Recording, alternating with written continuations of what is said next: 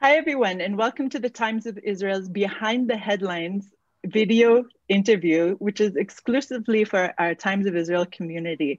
I am joined by two scholars here, Yossi Klein Halevi, the author of many books, including Letters to My Palestinian Neighbor, and Professor Mohammed Dajani. Welcome, both of you. Thank you. Such a pleasure. Just briefly, I'm going to read your bios very quickly. Professor Dajani is a Palestinian scholar born in Jerusalem, where he currently lives. He holds 2 doctorate degrees.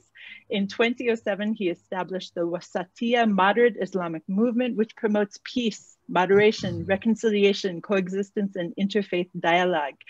He was in the headlines in March 2014 for a trip that he took with 27 Palestinian students to visit the Auschwitz Nazi death camp.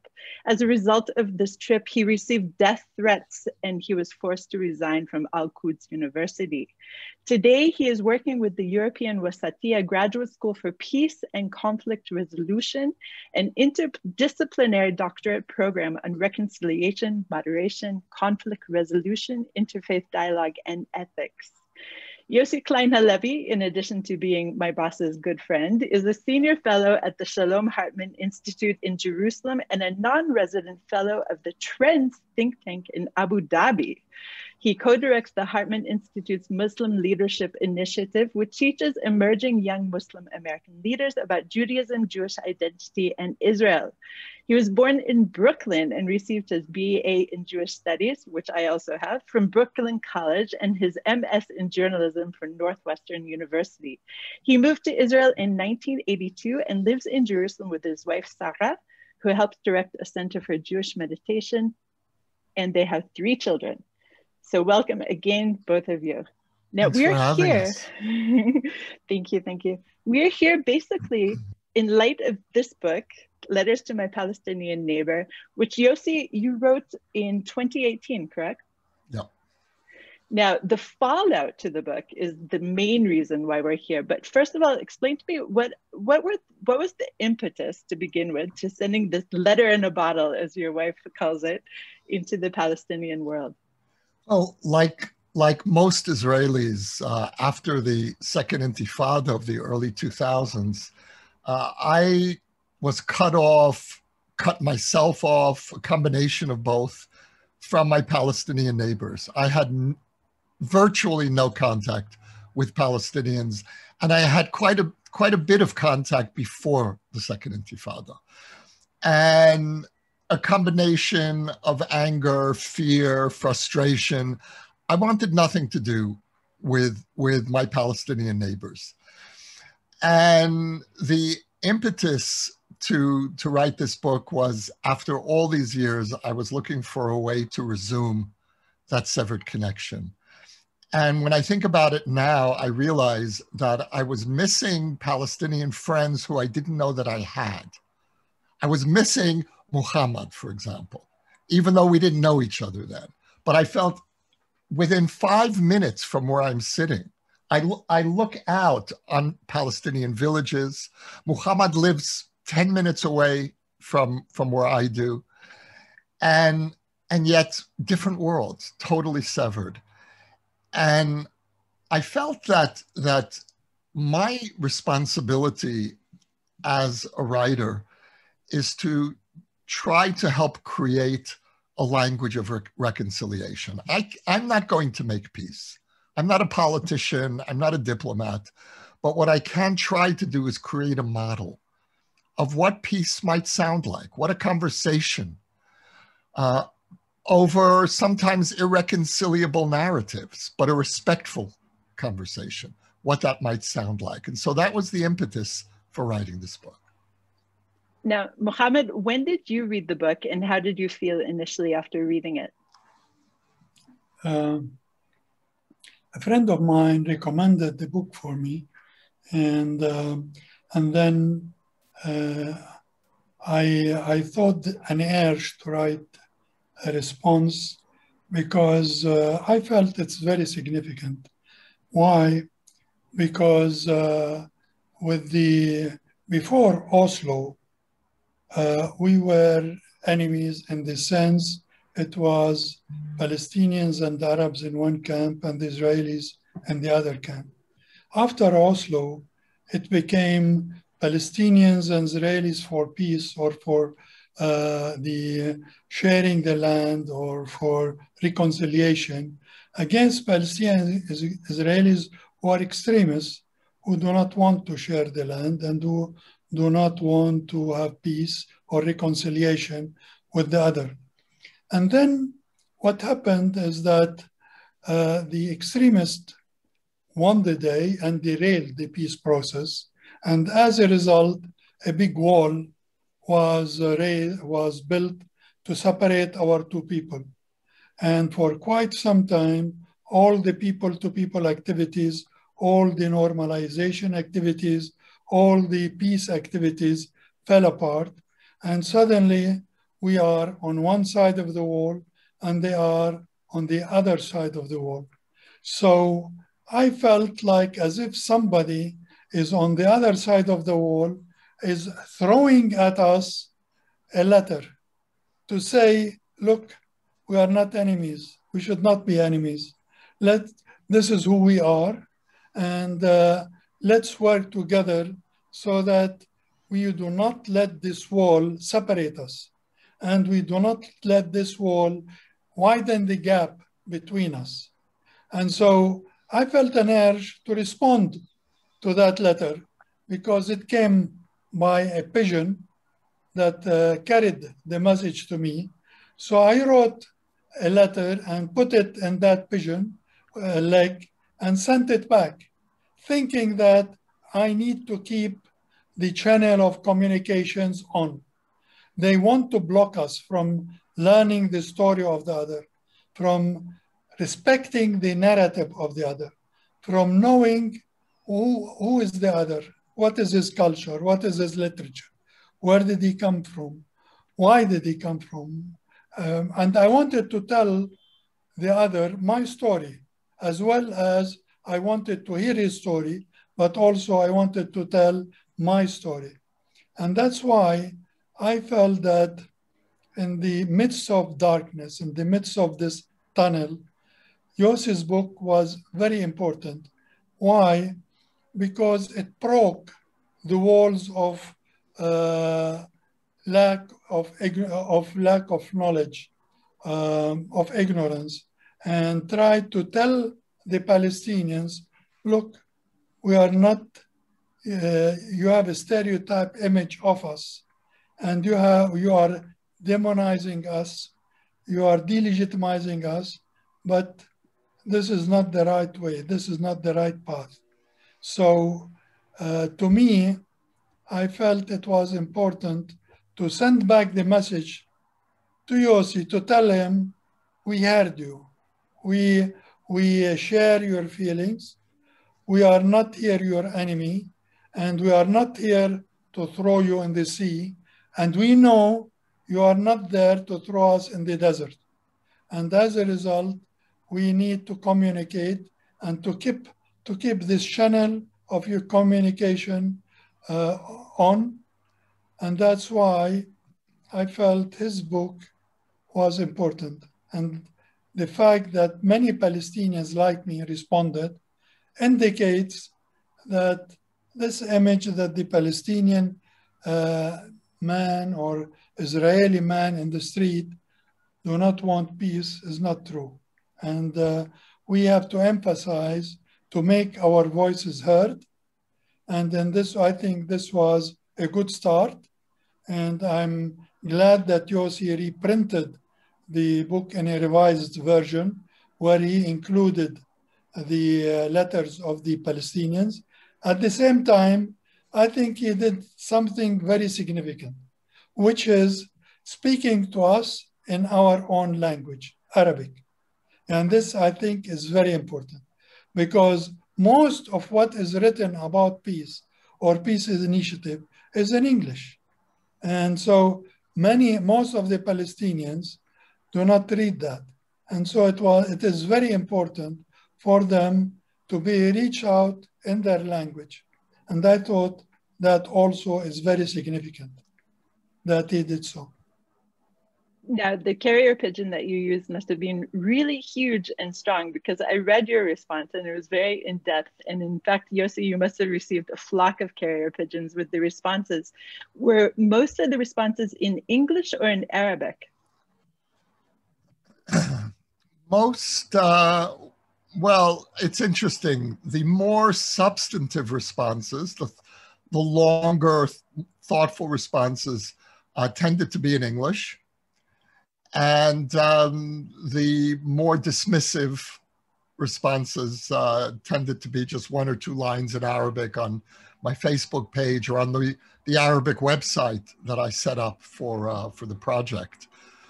And it's, you know, I think that what I really was looking for was really just a few partners. I wasn't looking for large numbers of people. The book was downloaded about 5,000 times, has been downloaded so far 5,000 times in the Arabic edition, which is available for free online. And I've gotten hundreds of responses. But for me, getting the quality response that I got, for example, from Muhammad and a few others, that made the project really worthwhile. And the ability to enter into a deep, substantive, painful, exhilarating conversation with Muhammad is really what I was hoping for. And so I wasn't looking so much for quantity, but really a qualitative conversation. Now, Mohammed, you're talking about the inability of Israelis and Palestinians to converse, largely because physically there's a separation. This physical separation that you spoke about is the security barrier, but even prior to that, my husband, for instance, is a native Israeli who's 50 years old, and he remembers going to Jericho on the bus. It was one of the stops that he took always on the bus when he was traveling. But this kind of rubbing up against each other is really rare these days. How do you see facilitating more of this sharing of a physical space in order to get to know each other on a person-to-person basis? Now it is happening more on the social networks, because that's the only way to communicate. And unfortunately, this lack of communication empowers anti-normalization trends and boycotts. And the fact that the peace process is in a frozen situation is also affecting the mind setup of the people, because that's why I thought what Yossi did was significant. Not that only that his book was in Arabic, but also he made it available for free on the online, so people can download it and read it. And I thought that was also very important in order to break the barriers, because the cement wall that separates us now empowers the lack of knowledge about the other. And then it is an obstacle facing us from knowing the other as a human being, because now we are not communicating with each other.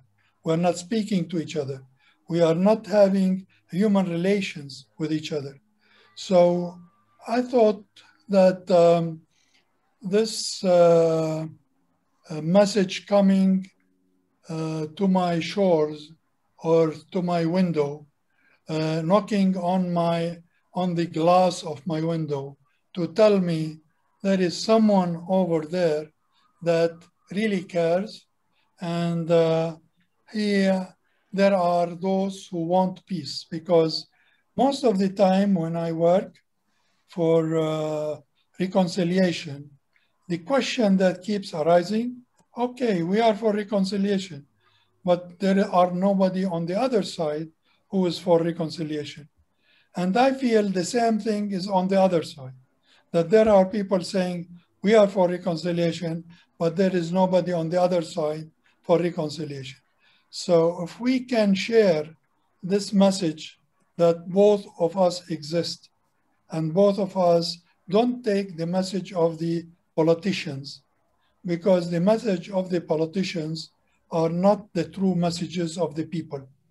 Politicians tomorrow, they will change the message if they feel they will get more votes for it, whether on the Israeli election side or the Palestinian election side.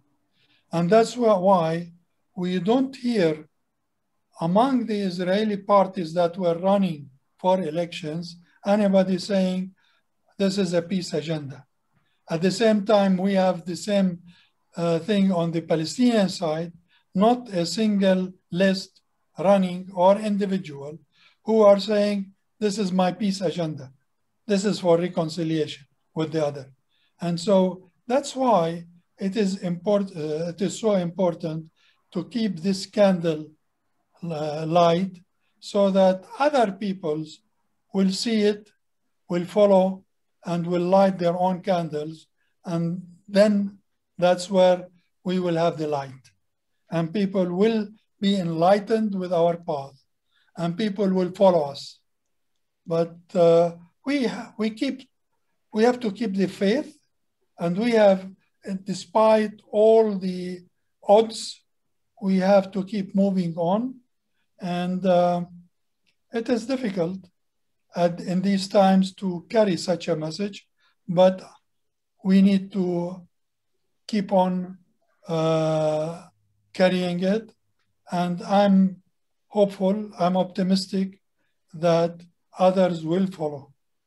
And the silent majority will one day speak out. And this is the role of Yossi and this book.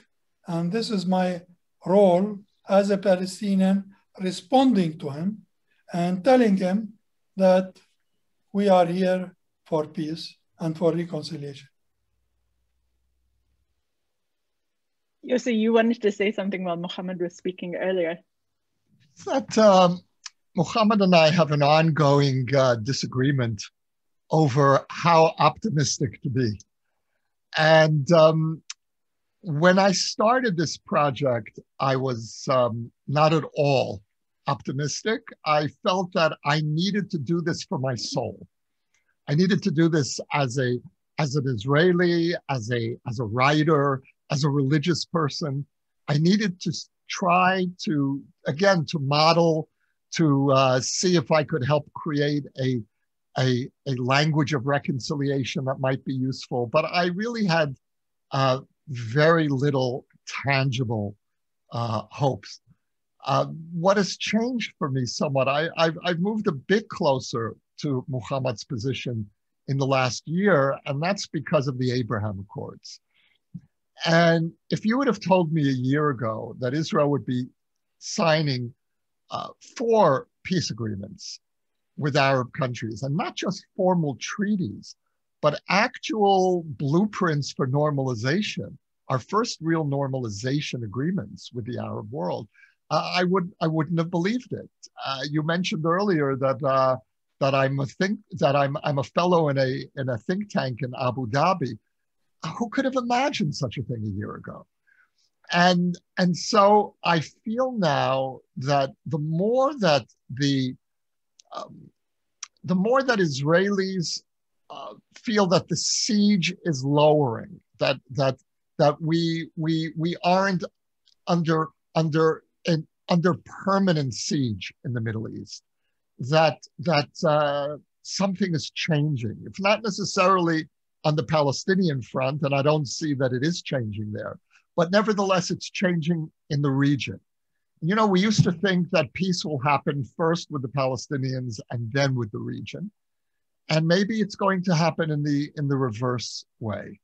And I know that, Mohammed, you have been really one of the very few courageous Palestinian voices that's come out in support of the Abraham Accords. I feel the same way you feel, in the sense that I look at the 2002 Arab Summit, which proposed the Arab Peace Initiative, which initially was a development for the Prince Fahd Peace Initiative that developed into an Arab Peace Initiative. Yet, looking at it as a collective peace treaty, it didn't work.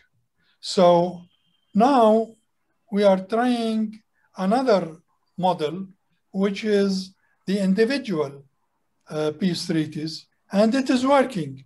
That this could be an answer to how to bring in the Arab Palestinian, the Arab and Israeli in the peace camp. Because we can, like we used, this is what is missing. And when Egypt made its peace with treatment with Israel, it offered to become a bridge between the Arab camp and Israel. And then it was joined later by Jordan. And then we can see the role Egypt plays in building a peace camp within the Israeli-Palestinian wars in Gaza. At the same time, also Jordan also plays a very reconciliatory role between the PA and Israel. So here we added to this Arab countries to support this bridging of the gap between the Arab enmity and Israel. So that's where I believe it is so important for the Arabs to join the peace camp, whether on the collective, which did not work, but on the individual, which is working.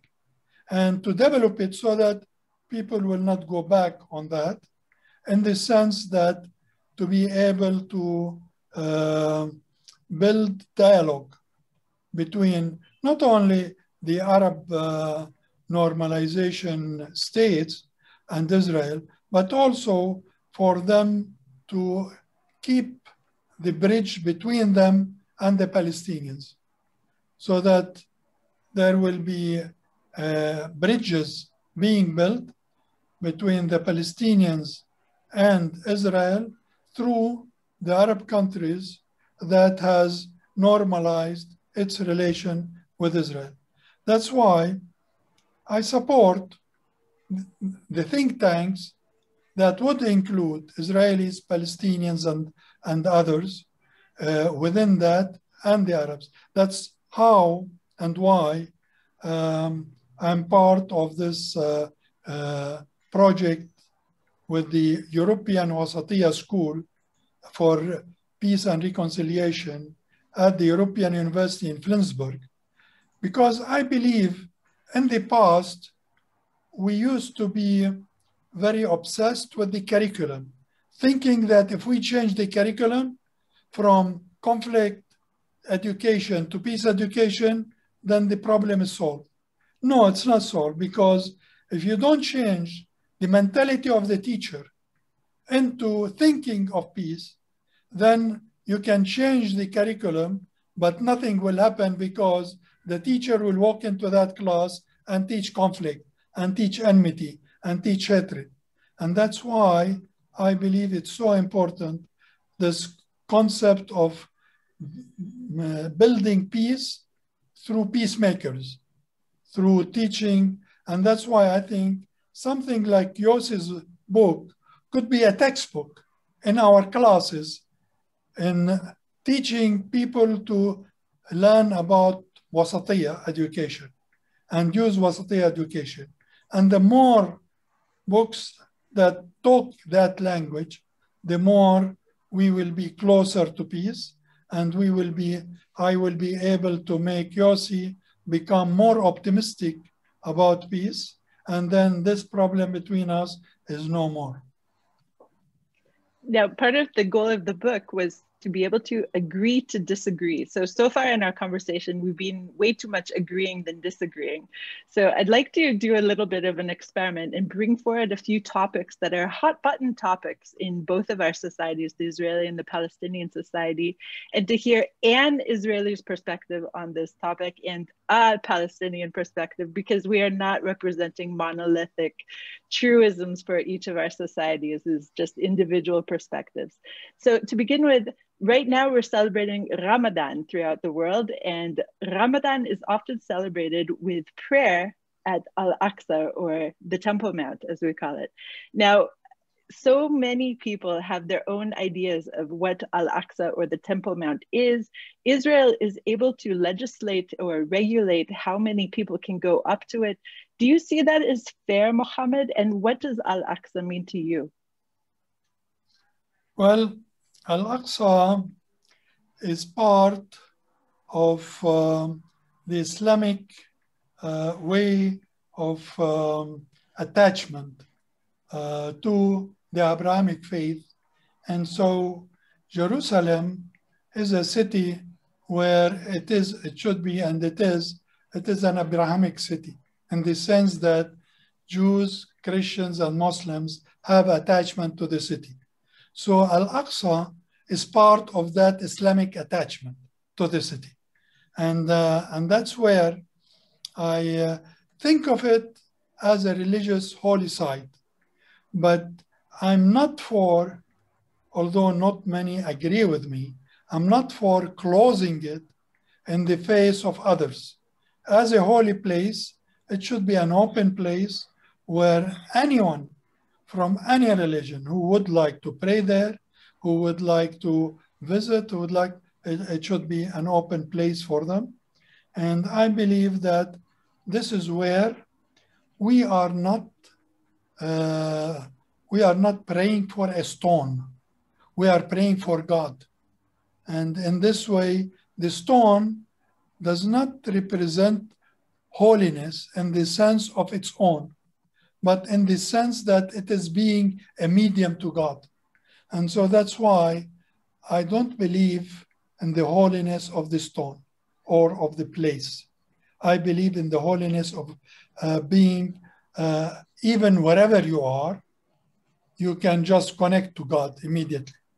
And so I'm much more open in that than my fellow Muslims who actually feel this propertyship of the place. And I feel it should be an open place for everybody to pray.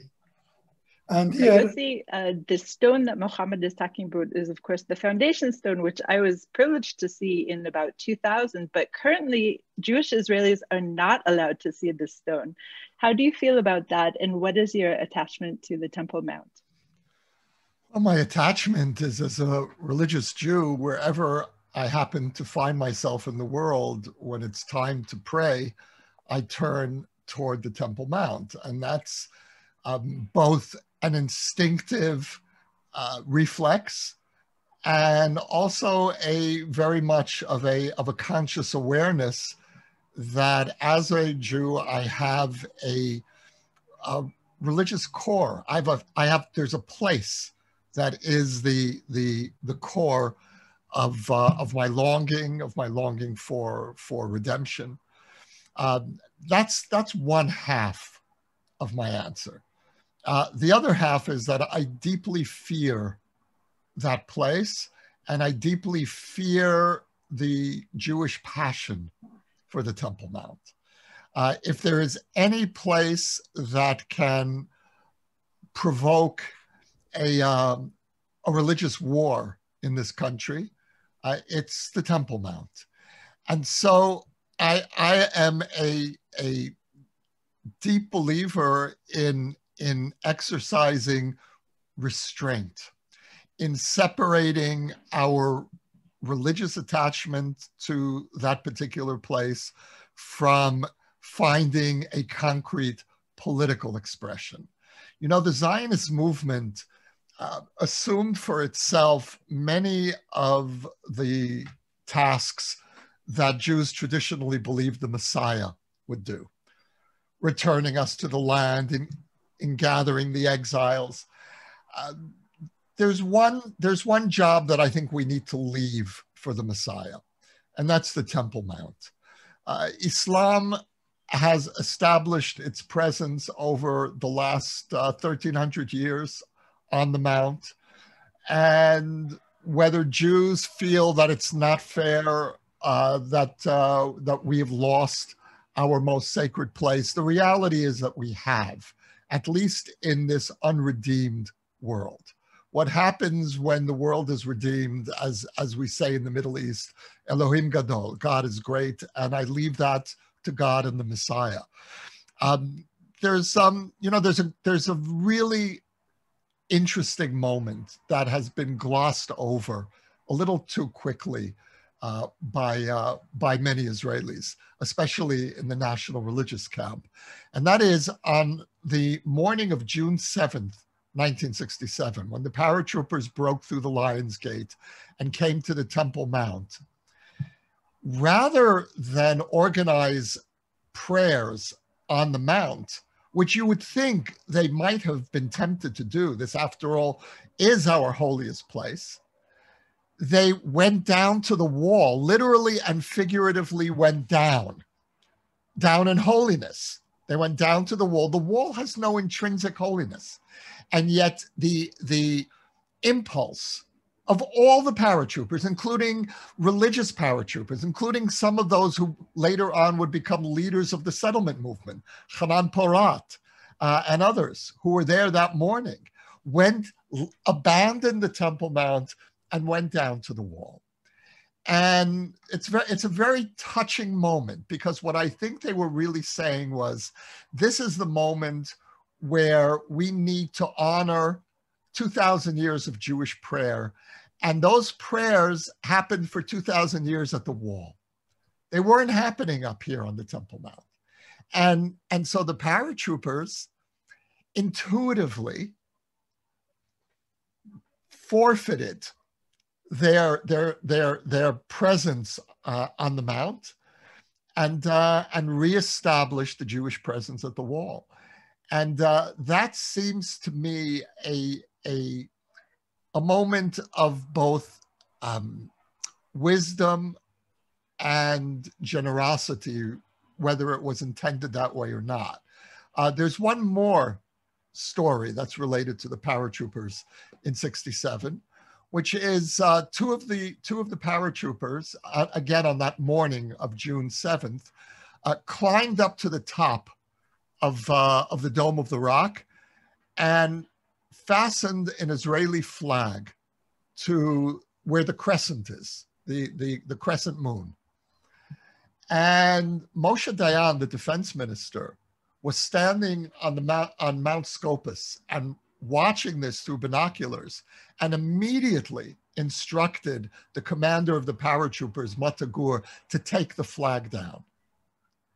And so what you have at that moment of victory is an expression of wisdom, restraint, that I think really needs to continue to be the guide for how we, the Israelis, relate to that place. Now, another wall that also represents restraint, at least, is, of course, the security barrier, which for many Israelis is considered a salvation during the Second Intifada. It clearly reduced the number of terrorist bombings that were occurring throughout the country. But I would imagine that for Palestinians, it is hardly representing salvation. Mohammed, how do you view the security barrier? I think that, Israelis call it security barrier. People call it separation wall. Other people call it apartheid wall. Other people call it enmity wall. Whatever you want to call it, it's not important. But what is important is that it separates us physically. And I think this physical separation fails to make us feel the human bondage that we should feel. And that's where I believe that I'm for building bridges not walls. And also to be able, I heard what Yossi was talking now. When he is talking, I felt he was so much entrenched in the past. And I feel that we need to move on from the past to the future, in the sense that how people feel is very important, but also it is important for them to understand how others feel. Yani I felt the deep emotional attachment of Yossi to the place, but also there are Christian attachment to Jerusalem or Muslim attachment to Jerusalem that needs to be respected. And I believe that it was such wisdom that the founding fathers of Israel had, in the sense that they did not want to awake the Islamic tiger. And in this way, they saw that enmity is not in victory, military victory, that success is not in military victory, but victory is in the human victory. And this is where, as a Muslim, I feel very proud that when the Caliph Umar ibn al-Khattab was able to conquer Jerusalem, that there was no blood there, that he allowed the Christians to stay and to thrive and allowed the Jews to come back. And so this is my model. My model is a model of an Abrahamic vision. My model is a futuristic model of us all together feeling the same compassion that we feel, in order for us to be able to reconcile and to survive together, coexist together, and the place will accommodate the three of us, whether Muslim or Christian or Jew. And that's where I believe to take this passion and put it in the engine of peace, in order that we do not have to worry about the fear that Yossi is talking about. I'm not worried about that fear as long as I'm working for peace, because that fear is within the individuals, and look at what happened in Rwanda. Million people died because of ignorance and incitement, and we don't want that to happen here. We want to pave the way for peace, for reconciliation, so that this peace, this fear, can be transformed into hope. I'm not afraid of you. You are not afraid of me. Both of us are working together in order to build hope for the future. And I see what you feel. I feel with you. At the same time, feel with me and understand where I come from, because I do not represent myself. Palestine is not at quarrel here. When we are talking about Islam, we are talking about 2 billion people who believe in this. And so that's where we need to open Israel for Muslim immigrants to come in order to build up these bridges between the Jewish faith and the Islamic faith, and bring back the spirit, the Abrahamic spirit of reconciliation. That's how I view the future. Okay, Yossi, so until peace breaks out and an influx of Muslims come to Israel, we still do have this massive concrete barrier that goes through much of the country in order to cage the sleeping Palestinian tiger, in one sense, as Mohammed said. How do you— Not Palestinian, I said Islamic. Thank you. The sleeping Islamic tiger. Thank you. How do you, Yossi, as somebody who lived through the Second Intifada, who lost people close to you, as did I, how do you view this separation barrier today? Yeah, it's very painful for me to have to shift the discourse now from the vision to the reality. But I live we both live in this reality, and I look at the wall every day. I'm looking at it now. It's the view from my porch, my study. And on the one hand, I find that wall to be an almost unbearable scar on the landscape. And on the other hand, I find myself grateful for the lives that it saved. And I remember when that wall was being built, and it was the time of the Second Intifada. And I felt this is going to help keep my children safe, and I believe it did. I look forward, along with Mohammed, to the time when we'll have more bridges than walls. And I believe that it is our responsibility to start building those bridges, but it's premature to dismantle the walls. But remember, Yossi, that there was no wall between 1967 and 2002, and when the wall was built. And yet, your fear for your children was not that much. And I don't see in the wall really real security, in the sense that it is stopping anything. Why? Because look at Gaza. There are tunnels that can take a tank under it from one side to the other. So the same thing with the wall. If a terrorist wants to plant a bomb somewhere, the wall will not stop him. So it is more psychological rather than physical. Your children can feel much more secure in peace than the wall in war. Yani when the conflict continues, the wall is not the barrier that will keep the children safe. It is the peace that will keep the children safe. Yes, yes. I agree that ultimately that's right. But, you know, my sense about what the wall achieved is very much along the lines of what you just said, which is that it's more psychological, perhaps.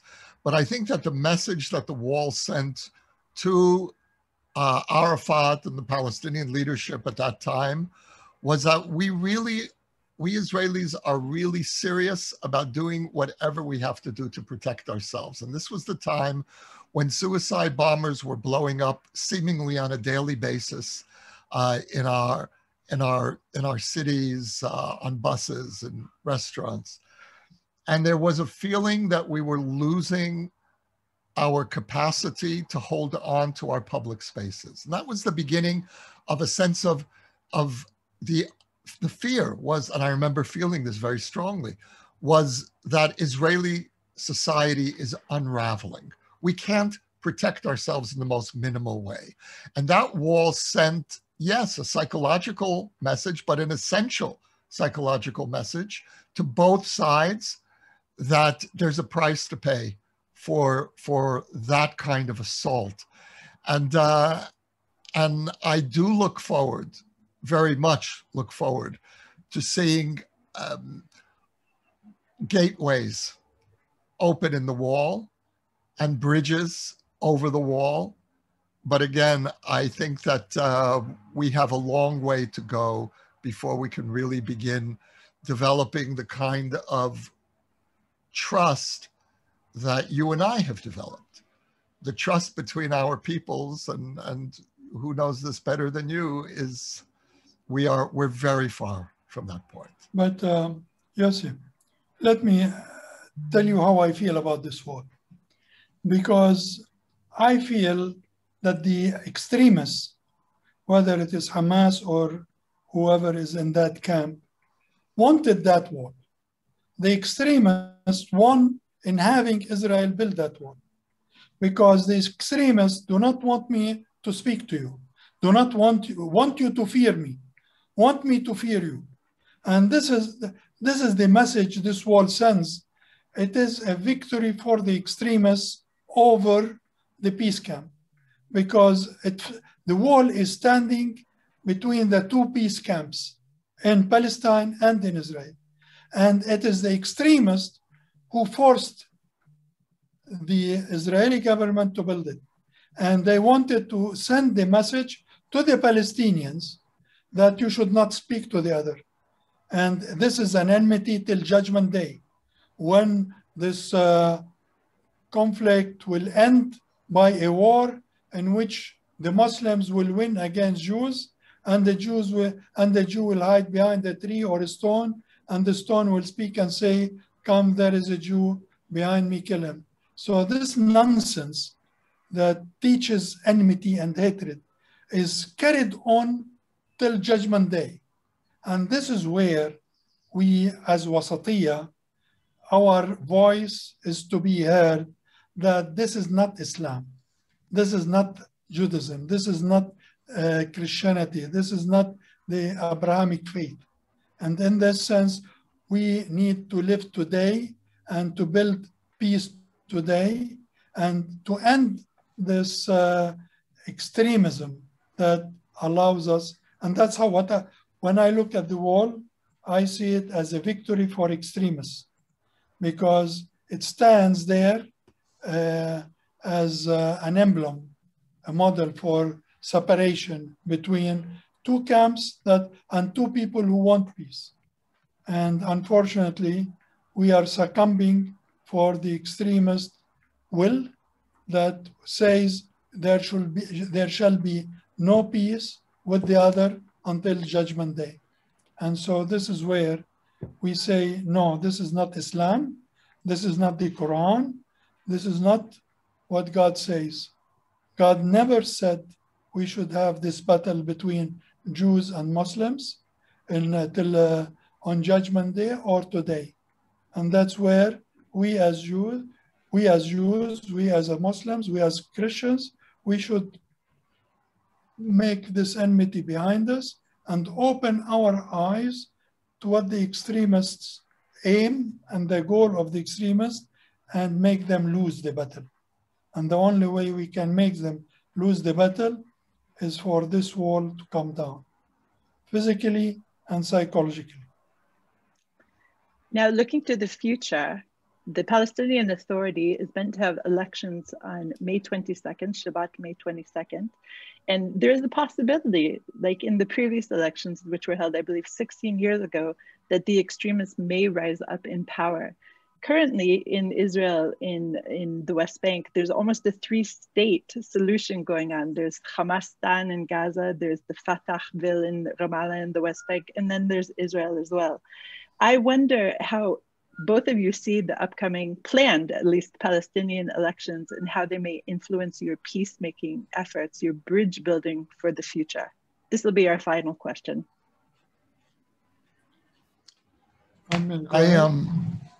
I'm not really paying much attention. Maybe that's a mistake. Maybe Mohammed will tell me that there's somebody on the horizon that I should really be paying attention to. I don't see it. I think, like most Israelis, I have very little confidence in the either willingness or ability of this generation of Palestinian leaders to offer us a genuine peace that we can live with. I certainly say the same about my own government. The Netanyahu government is not a peace government. We have had peace-minded governments in the past. And I don't believe that we have had a Palestinian leadership that was truly committed to reaching an agreement. I don't think Arafat wanted an agreement at all. And I think Abbas might have wanted an agreement, but was too weak or too hesitant to actually deliver the essential concession that Israelis needed, which is on the right of return, confining the return of the descendants of Palestinian refugees to a future Palestinian state and not to Israel. That, to my mind, is the essential Palestinian concession, which no Palestinian leader has really been willing or able to offer. And I don't see anyone on the horizon. So I'm not holding my breath, waiting for a knight on a white horse. And again, I should really just make clear that while I do see people on the Israeli side who potentially could offer a two-state solution, none of them right now happens to be prime minister.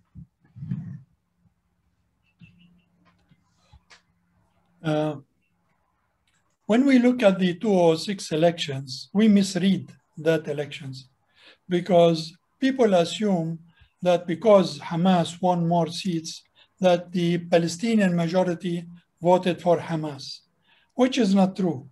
If we study the electoral vote, we will find that Hamas got no more than 20% of the vote. But the fact that they won more seats was because the vote for Fatah was distributed among different candidates, one. And the second, that even the moderates voted for Hamas, thinking that it represents a new dawn, that it represents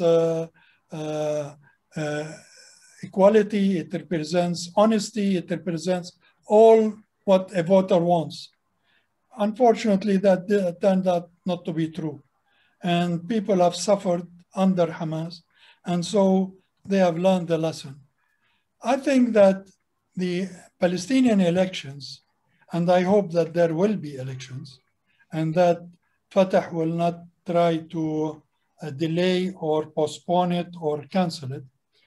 But I think that looking at it, in 1996, we had a one-state, one-party system where Fatah was the one party in power. In 2006 brought a two-party system where it was Fatah and Hamas, though it was because our mentality, we do not believe in democracy and it's not part of our culture. We see the two-party system dividing the country, one in Gaza and one in the West Bank. I'm hopeful that this coming elections will bring a multi-party system in the sense that Fatah is divided into three camps. There is the Dahlan camp, and there is the Barghouti camp, and there is the Fatah official camp. So the votes will be divided into these three camps. Hamas will get its share, which is the hardcore electorate of Hamas. And I don't think that the moderates who voted for Hamas in 2006, that they will vote for Hamas today. So there are also moderates who are running. So there will be votes for moderates. That's why I'm much more optimistic than it will be a Hamas takeover in this elections. And as a result, I hope that Fatah would lose, because I think we have had enough of Fatah rule, and we want some difference, some change for the future. And that's where I hope that both Fatah and Hamas will get less electoral seats than they expect, and that more of that seat will go to those competing against them, whether it is Dahlan, whether it is Barghouti, whether it is the independents, so that the vote will be separated and separate among different factions, different lists. And that's where I hope, maybe I'm wrong, but this is my optimistic view for this election. Thank you, both of you. I'm nothing but optimistic after listening to both of you for about an hour. I really appreciate you spending the time with us, and thank you. Very generous. Thank you very much. Thank you. Thank you for inviting us, and it was a pleasure. And Yossi, thank you. I hope we we'll have a cup of coffee and discuss more about our differences, and so that we can try to overcome them or try to find solutions for them. Mohammed, it's always a delight to be with you, and I look very much forward to that cup of coffee. Thank you very much. Me too.